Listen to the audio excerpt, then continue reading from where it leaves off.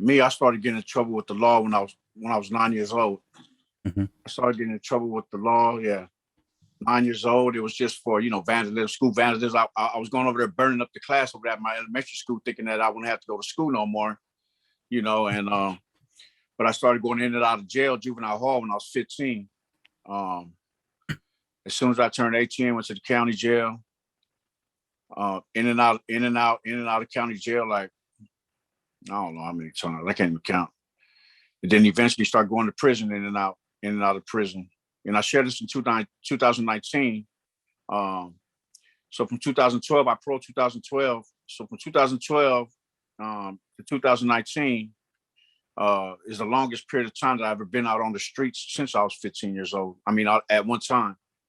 And so fast forward after that, I'm like these brothers, man. I grew up in the 80s.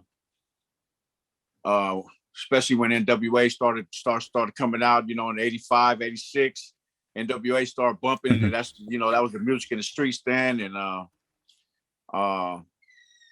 yeah, man, that's when it wasn't really no more Knuckle City out here on the streets, man. Everybody was using guns, that's when that's the gun era, lost a lot of homies. And yeah, just going back and forth, man, in and out of the pen, man. So 2012, I got out, and I was selling a lot of stuff, meth, and I started using it. I started using it and started getting sick. And that's one thing that I like to share about. That's one thing that I'm very passionate about, man. Is my recovery, man. You got all those on Loud Loud that can talk about their prison and all that, man. And I have a prison story myself, but I love sharing about my recovery, man, because ain't nobody exception to the rule, man, when it comes to that, man. It started off as a party thing, weekend thing. We're getting drunk, and like, hey, let's do a line, and do a little bump, and you get to drink longer, man. That it just kept going on like that, man. And but I started really getting sick, man, doing it, man. And I had accepted my fate already that I was just gonna die getting loaded. I was all sucked up. I had caught congestive heart failure due to my use. Mm-hmm. So and I love sharing this, man. And people probably gonna frown, but I don't give a shit. So fast forward to 2019, July 11th, right? So July 11th, 2019, I was getting loaded in the hospital, Harbor General over here in Torrance. I just thought that it was over with, man. I've never been to rehab. My only time I used to get clean, man, is when I get busted. I get busted for like 3 years and get out, and then I make an excuse that the parole officer's tripping. I start absconding, and then get busted again. Go and do another 3 years, and then this last time that I just I came home, I just did 6 years, and so I was getting July 11th, 2019. Yeah, July 11th, 2019, man, I was getting loaded in the hospital, man. And so I checked myself in rehab. I was like, let me just go, let me see what the treatment is about, man. So I went to treatment, man. So I've been clean ever since, man. I've been clean 2 years and a little bit over 6 months now, man. All right, congrats. By the grace of God, man, And I like to, I like that saying that God don't call the qualified, he qualifies the called, right? So like Bell, Bell, those were Bell, the going on right there. He inspired me to go to school, man. So I'm starting class February 10th next month. Okay. To be certified in drug and alcohol counseling. Nice. So that's what I'm doing. And the reason why I'm telling you guys that I love that saying so much about God doesn't call the qualified, he qualifies the called, because I just had a interview at this treatment center over here in Garden Grove on Tuesday. And the director just called me today, man, and told me as soon as I fill out the paperwork, man, I can start working, man. And I'm not even certified, man. Oh, hell yeah. I'm not even, I'm not certified. I don't know, but I got the hands on. Right. I know everything about the hands on. I know all the shit in the streets. Like I said, I sold a lot of shit, man, and then it stemmed up from my using, because as I started getting sick, I couldn't really move around like I used to move around, so I couldn't get it off as fast as I could. So and then me, I was never a self-centered nigga, man. I was never self-centered. Whoever was around me, everybody to come up, or everybody getting loaded and you for free, and I ain't tripping. I think the only time I was self-centered, man, when it came to my kids, man, because I threw that, I didn't do what I was supposed to do when they were born, man, you know, and they seen all the shit, but my kids know my story. I keep it raw and cut wherever I go. Even my nieces and nephews, and they're young. I was just sharing my story with my nephew over here, and he's 12 years old, man. Because, you know, our kids are going to come to the platforms where drugs is going to come into the picture. You know, people might, you know, a lot of parents might be in denial of it. Like, oh, my kid is never going to do that. Man, you got shit twisted, man. You know what I mean? That's the way the world is getting crazy right now, man. We need to educate our kids. I was at a meeting last week, Tuesday. No, just this week, Tuesday. The same day I had my interview, I went to a meeting over here, an NA meeting in Hawaiian Gardens. It was a 14-year-old kid there, man. A little Palani kid, man. I don't know if you guys see, I don't know if you see my post, Cyrus. It was a 14-year-old kid there, man. And he was lost, man. And it broke my heart, man. You know, the devil don't play fair, man. You gotta really educate your kids, man.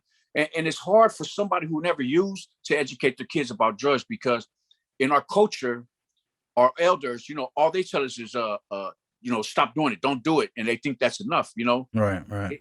It's hard. It's harder than that, man. It's harder than that. You know, if you walked in it and you've been through it, then you know that it's easier said than done. You know, you got to do the work, man. And this recovery thing that I'm in, it only works if you work it, man.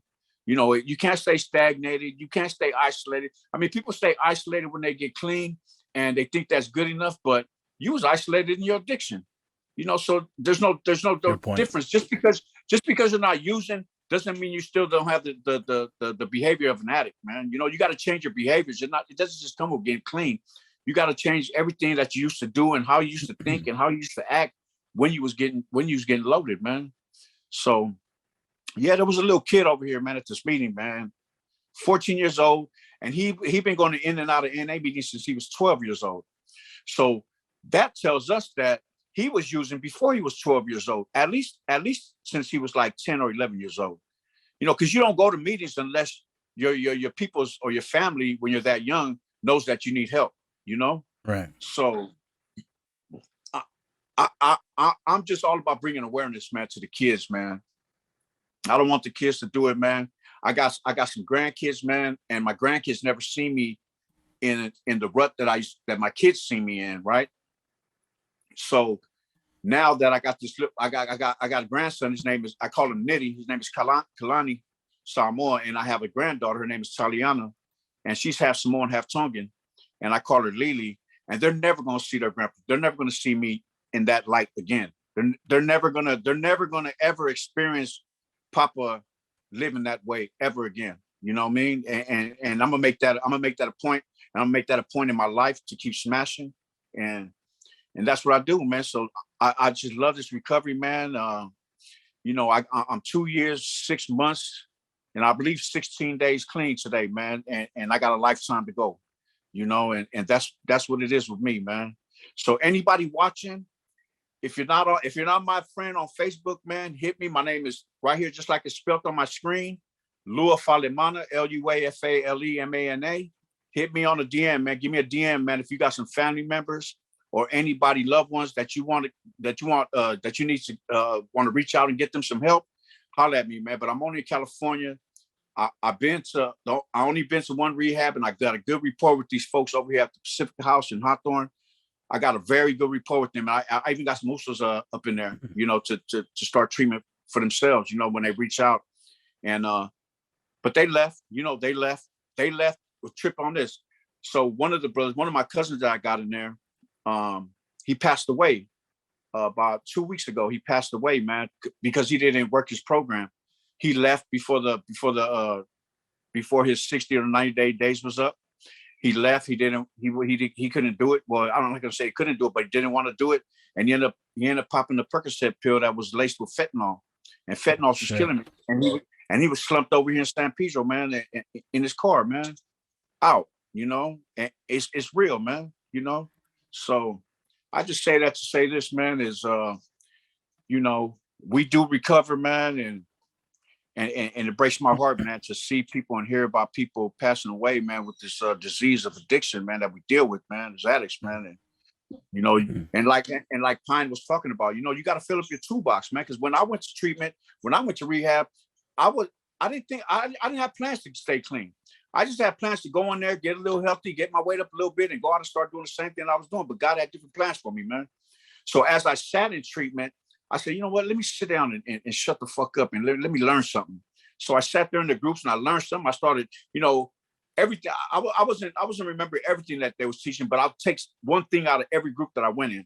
You know, if it was something that one of the clients said, one of the residents said, something that one of the counselors said, I'll put that in my toolbox, man. And now, in hindsight, as I'm in recovery out here on the streets, I, you know, when I come to certain situations, I just go in my toolbox and see how that can apply to the situation that I'm in, and it's been working ever since, man. By the grace of God, man.